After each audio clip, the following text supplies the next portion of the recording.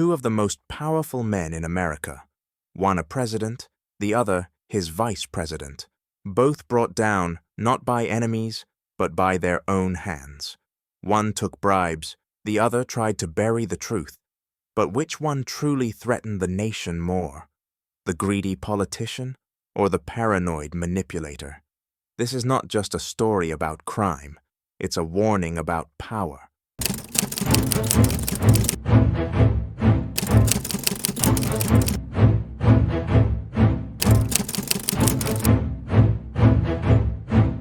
They stood side by side in history, elected together, sworn in together, President Richard Nixon and Vice President Spiro Agnew. Both men came to power riding a wave of conservative momentum in the late 1960s, and yet, within a few short years, both would leave office in disgrace, tainted by scandal. Their downfalls were not connected by circumstance, but by something more damning: abuse of public trust. Richard Nixon, the 37th President of the United States, was a seasoned politician. Calculated, shrewd, and fiercely protective of his image, he had survived political battles that would have ended other careers. His presidency, however, was undone by what began as a minor break-in at the Democratic National Committee headquarters, Watergate. It quickly evolved into a full-scale constitutional crisis. Nixon's role wasn't in the planning of the crime, but in what followed: a calculated, deliberate attempt to obstruct justice, silence witnesses, and manipulate federal investigations. The act of covering up a crime became a crime far more dangerous. Spiro Agnew, on the other hand, fell for a simpler reason: money. His crimes were committed not as part of any grand political strategy, but as a continuation of personal corruption. Even as vice president, Agnew accepted bribes in cash-stuffed envelopes, some delivered to his office in the White House. These were not hypothetical accusations. He eventually pleaded no contest to tax evasion in a deal that allowed him to avoid prison time. But the evidence was clear. The man who stood one heartbeat away from the presidency had been using his office to enrich himself. The contrast in the nature of their scandals is stark. Nixon's offense, obstruction of justice, threatened the very integrity of democratic institutions. Agnew's actions, extortion and bribery, were crimes of greed, rooted in long-standing habits of corruption dating back to his time as governor of Maryland. Yet both cases converged on one central truth: power, when unchecked, invites decay. Their resignations were unprecedented. Agnew stepped down in October 1973, the first vice president in U.S. history to resign under criminal investigation. Nixon followed less than a year later, resigning in August 1974 before impeachment proceedings could remove him from office. These events didn't just shake a presidency, they shook the system itself. But while their falls were dramatic, the way they committed their crimes, how they thought, how they acted, how far they were willing to go, differed significantly. That difference matters, because in understanding the nature of their crimes, we also understand the nature of their threat. And so, the real question begins here. What separates the corrupt from the dangerous, the greedy from the manipulative, the criminal from the existential threat? The way a crime is committed reveals far more than just intent. It reveals mindset. When comparing Richard Nixon and Spiro Agnew, it's not enough to say both were corrupt. That's true, but it's shallow. One manipulated the system to preserve his control over power. The other exploited the system for personal financial gain. Their crimes lived in different psychological worlds. Richard Nixon operated like a man at war. He saw enemies everywhere, in the press, the courts, the Democratic Party, even within his own administration. The Watergate scandal, at its core, was about surveillance and control, an attempt to weaken political opponents using covert operations. But what makes Nixon's case uniquely alarming wasn't the break-in itself. It was what followed. He orchestrated a cover-up involving the highest levels of government, including the FBI and CIA.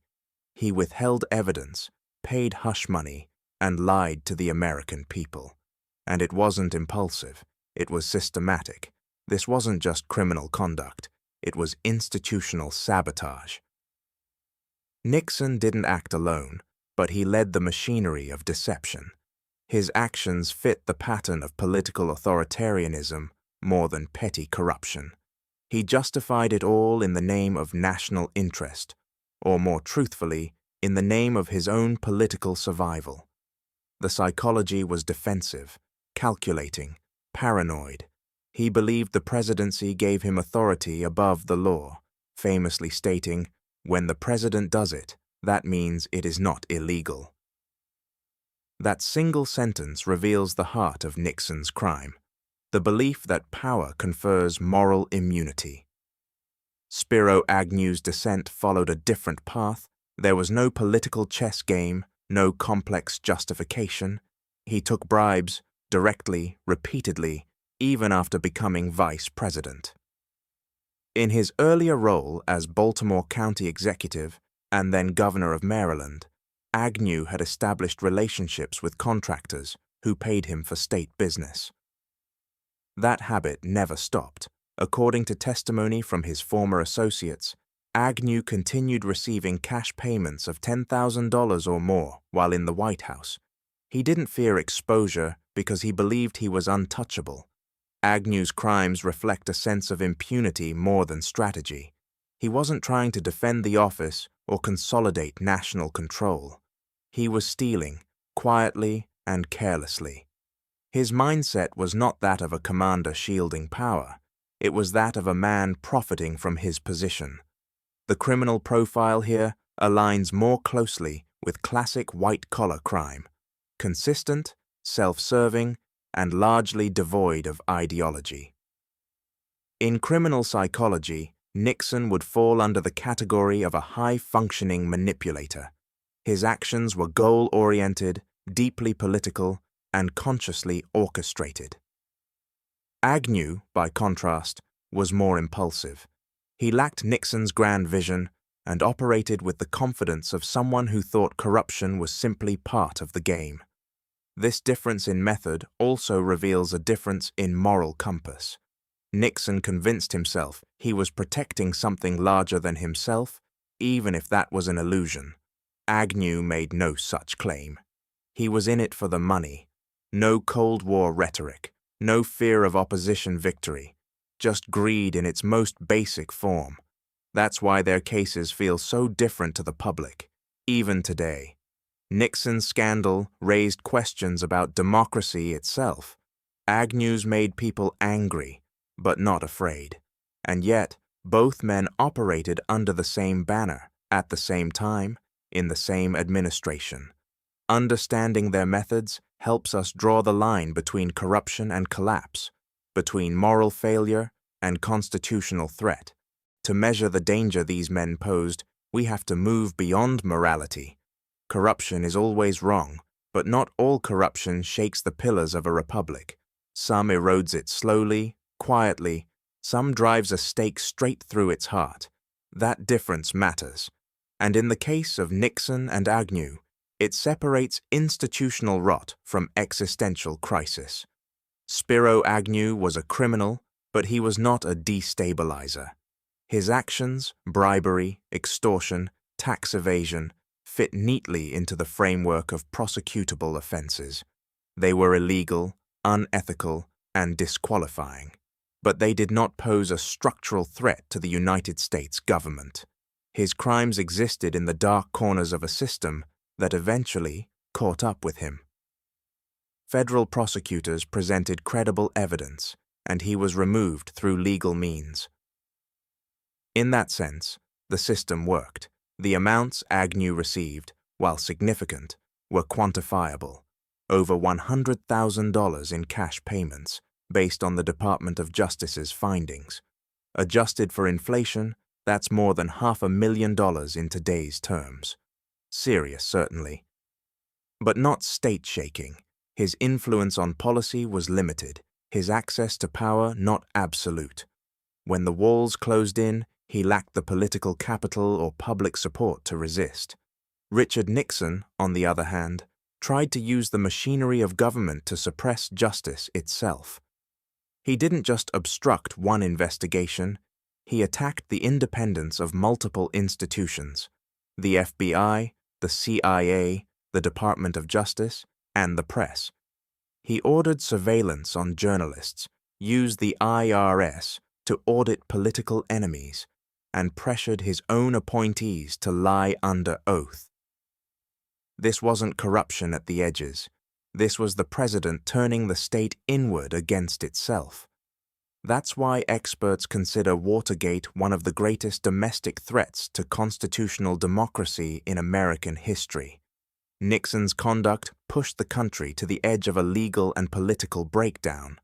Had he not resigned, the House of Representatives was ready to impeach him with bipartisan support. 3 articles of impeachment had already been approved by the House Judiciary Committee: obstruction of justice, abuse of power, and contempt of Congress.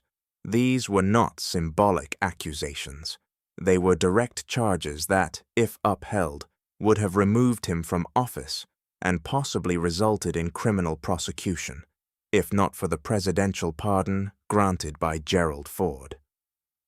Unlike Agnew, Nixon had the means and the will to dismantle accountability itself. That's what makes him more dangerous. He didn't just break the law, he attempted to make the law serve him.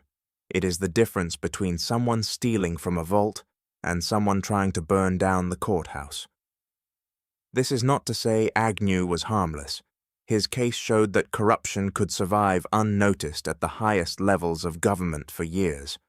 But his danger was contained, his power limited by the office he held and the arrogance that blinded him to the risk. Nixon's danger, by contrast, was systemic.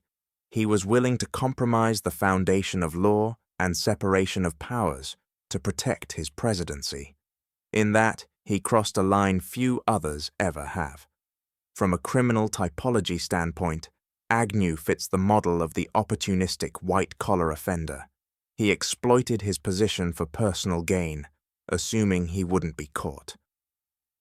Nixon falls into a more complex category: the authoritarian manipulator, one who not only believes he is above the law, but takes action to ensure that he is. So when we talk about who was more dangerous, it is not simply about who committed the worst crime on paper. It's about who had the power to alter the rules for everyone else. And in that comparison, Nixon stands alone. When the dust settled, neither man returned to power. Their careers ended not with gunshots or coups, but with resignations, paperwork, silence, and yet their legacies remain deeply imprinted on American political consciousness, not only because of what they did, but because of what those actions revealed. Power, when it no longer fears consequence, becomes something else entirely. It stops serving the public and starts consuming it. Richard Nixon left office in August 1974. He did not admit guilt in his resignation speech. He never apologized for his actions in Watergate. Instead, he focused on the burdens of leadership, the pain of stepping down, and the hope that history would judge him kindly. He was later pardoned by President Gerald Ford, a decision that divided the country but spared Nixon from criminal prosecution. He spent the rest of his life writing, speaking, attempting to shape the narrative of his presidency. But the shadow never lifted. Watergate wasn't just an episode, it was a symbol. It became the benchmark against which all future scandals would be measured. It taught Americans that the presidency could not be left unchecked, that democracy needs mechanisms to withstand its own leaders. Spiro Agnew, by contrast, disappeared. He resigned in October 1973 and faded from public view. He wrote a memoir, gave few interviews, and never re-entered political life. The man who once stood a heartbeat from the presidency spent his final decades in quiet retreat. He was not pardoned. He pleaded no contest to a single count of tax evasion. The plea deal saved him from prison, but not from disgrace. His name became shorthand for political hypocrisy and small-time corruption, cloaked in patriotic rhetoric. Looking back, their stories diverge most clearly in legacy. Nixon damaged institutions, but also triggered reforms.